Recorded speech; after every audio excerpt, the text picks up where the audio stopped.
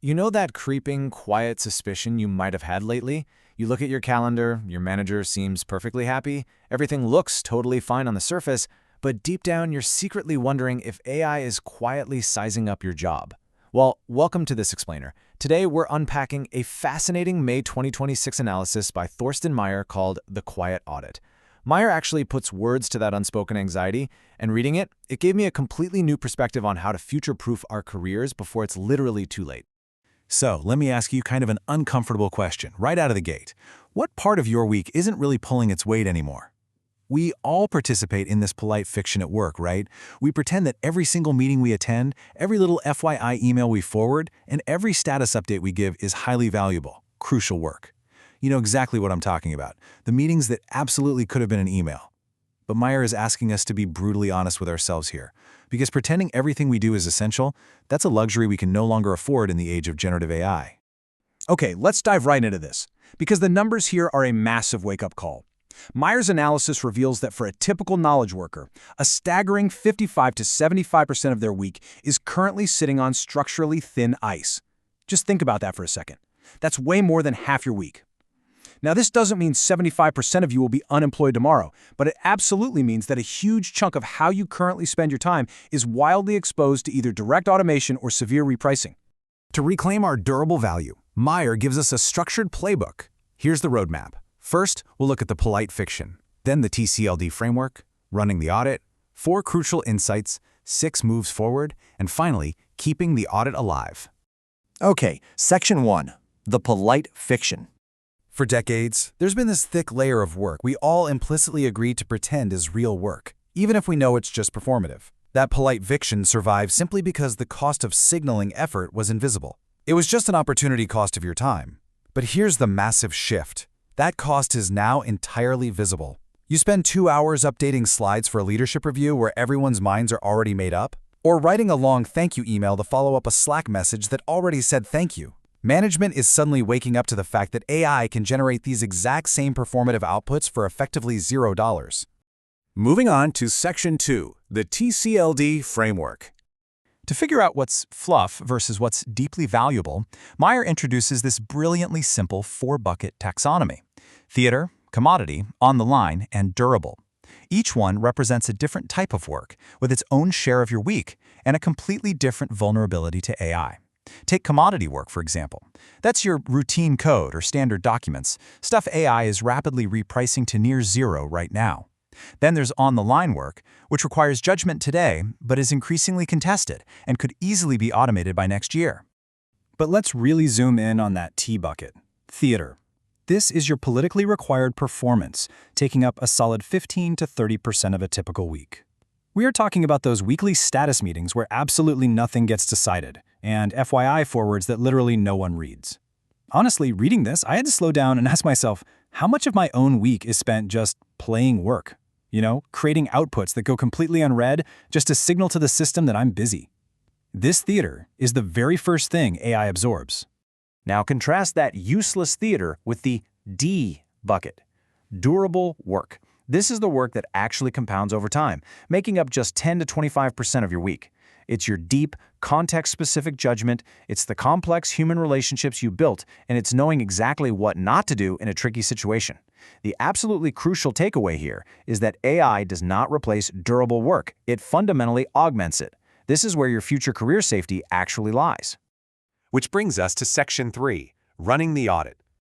To find your specific mix, Mayer gives us a 90-minute private audit. You want to look at your last 2 weeks of calendar, chat history, and ticket system. Step 1, spend about 30 minutes inventorying every distinct item. You should end up with somewhere between 40 and 90 items. Step 2 is tagging them T, C, L, or D.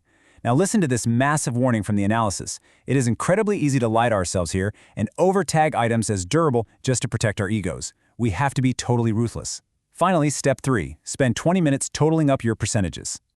So, what does it look like when the math is done? A typical senior knowledge worker's baseline looks like this: 25% theater, 30% commodity, 25% on the line, and just 20% durable. Remember that 55 to 75% danger zone we talked about earlier? Well, it's right there.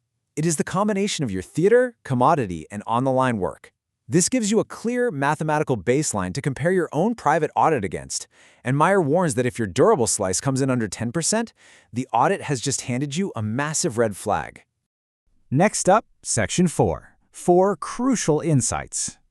Once you actually run these numbers, some pretty uncomfortable truths start to surface. Insight number 1 completely shifts how we view our value. It's question answering versus question holding. See, we typically think that producing analysis and answering questions makes us incredibly valuable. But producing a routine report, that's actually vulnerable commodity work. The highly durable discipline is question holding. It's having the backbone and the judgment to hold a really hard strategic question open against immense organizational pressure to just ship something quickly. That context-heavy judgment, AI just cannot replicate that. Another profound revelation is what Mayer calls the legibility paradox. Think about this closely for a second. Theater is highly legible. A recurring status meeting has a calendar invite, a defined timeline, and visible attendees. It looks exactly like you're working.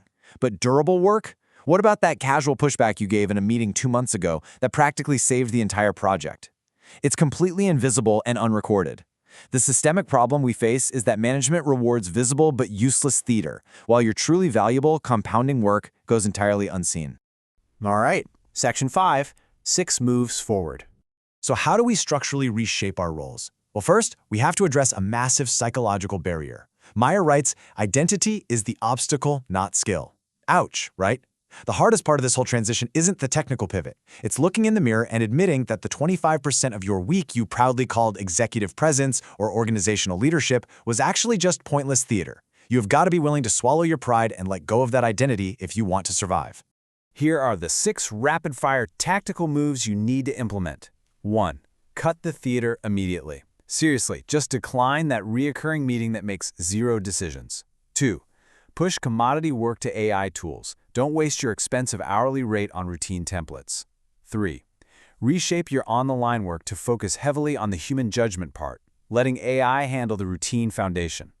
4. Make your durable work highly legible by explicitly writing it down.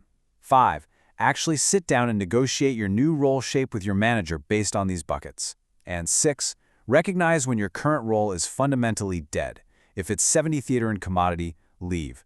You have to drive this before the collapsing cost of AI tokens forces the issue for you. Finally, Section 6. Keeping the audit alive.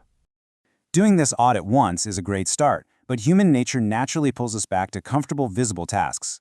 Mayer suggests 3 non-negotiable habits to prevent that backsliding. Habit 1 is the Friday 5-minute log. Every single Friday before you close your laptop, spend 5 minutes writing down one piece of real durable work you accomplished. Habit 2 is a full 90-minute quarterly re-audit to track your trajectory. And Habit 3 is bringing that aggregated annual record of your durable work directly to your performance review. Keeping that rigid Friday log is quite literally your ultimate defense against a manager who might try to evaluate you based entirely on legible theater. And this brings us to our final, lingering takeaway from the analysis. The audit is the conversation with yourself where the polite fiction ends. We simply cannot keep burying our heads in the sand, hoping our endless slide updating and email forwarding will protect our salaries in an AI-driven economy. So what parts of your job are truly durable? It is time to stop pretending, rip off the Band-Aid, run your own quiet audit, and take complete ownership of your professional survival today. What will you find when you finally stop lying to your calendar?